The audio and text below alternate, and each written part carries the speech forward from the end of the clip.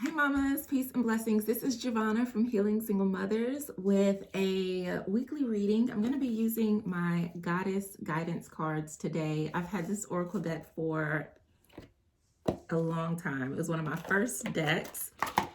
And I love it. I love it. I love it. I love it. The cards are a little bit mixed up because Savvy was playing with them earlier.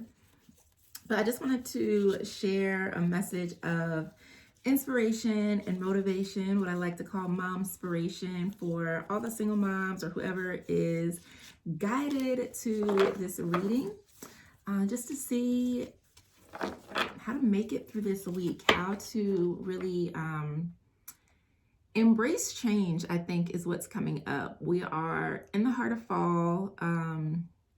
Here, like yesterday, it was like in the 80s. Today, it's in the 60s. So it's like a 20-degree difference. So it's a little chillier today. So I've got some chili cooking right now. Nice, warm, and hearty meal. But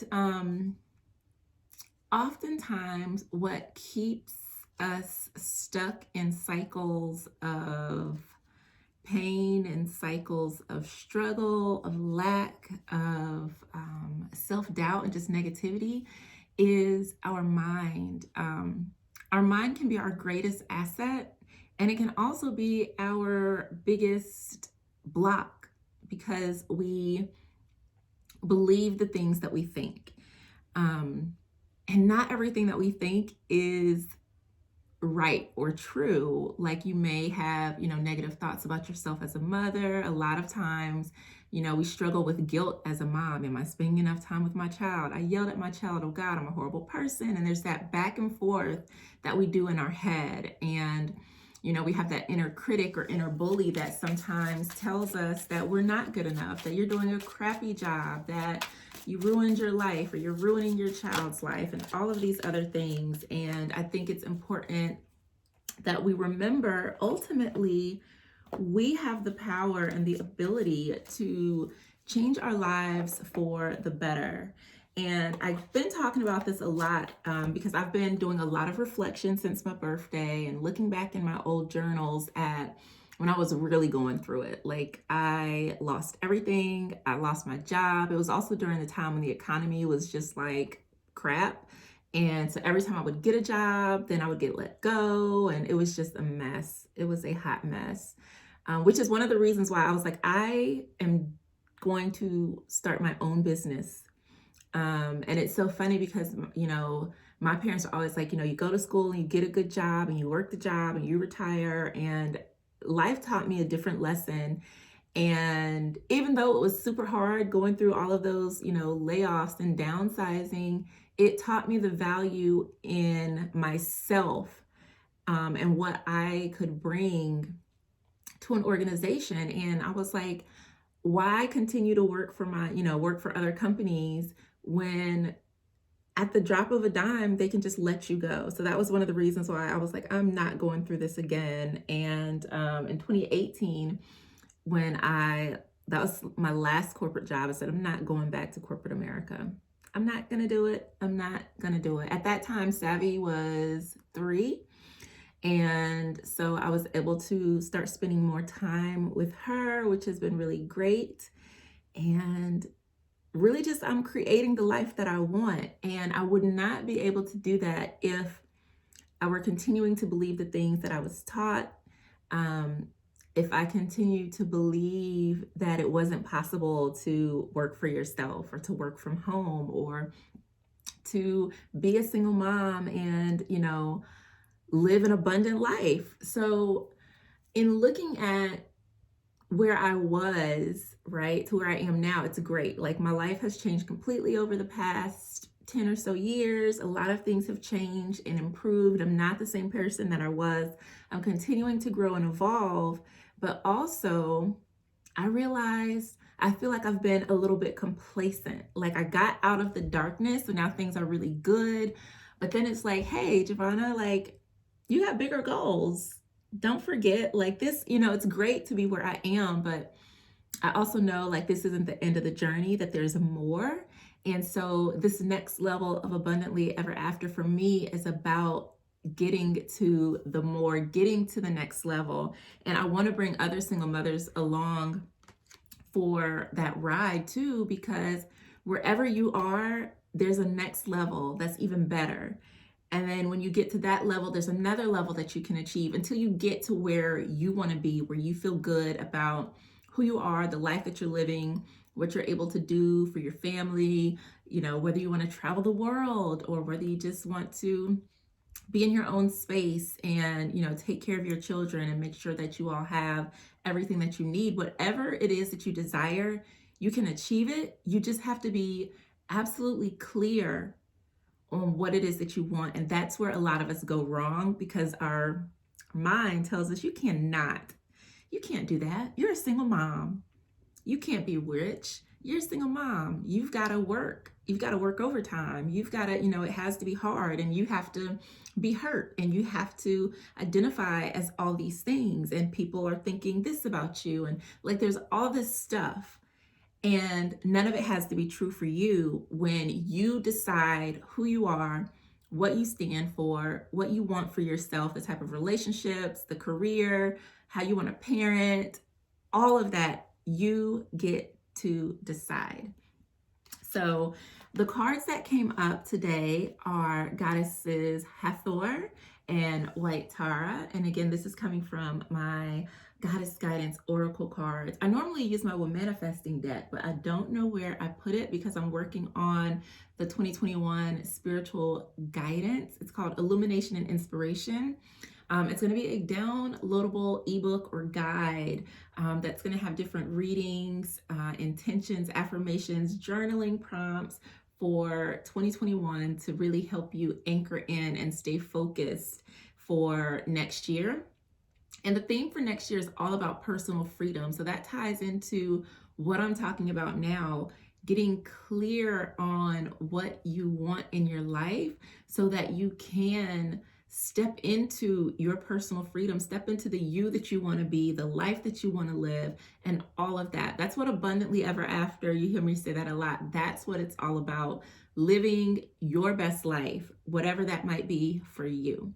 So let's talk about these two cards. White Tara is sensitivity. Hathor is receptivity. Ooh, this is really interesting because it's almost as though like you're becoming very aware of what's working for you, of what's not working for you.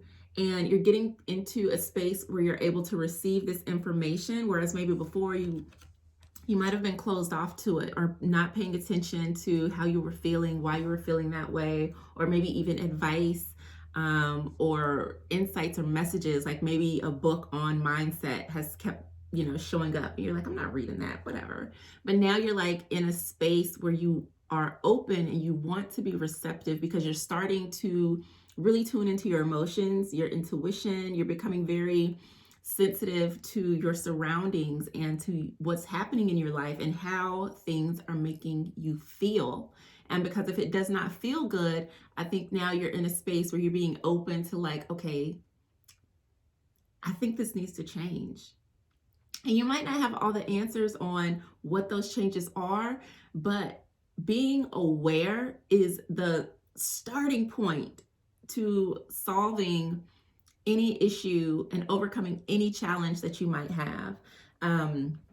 And I always say that people, like when they ask me like, well, if someone's dealing with such and such, what is the first, what advice do you have? You have to be aware that there is a challenge, that something is not right for you, that something does not feel good. Like awareness is the first step towards healing. And with you becoming sensitive to what isn't sitting right with you, what feels uncomfortable, what feels like it doesn't fit, you might be like, wow, wake up, kind of like that, wake up. And now you're seeing like, okay, this is okay, but this isn't great. This isn't it for me. There's something better. And you're becoming aware of that.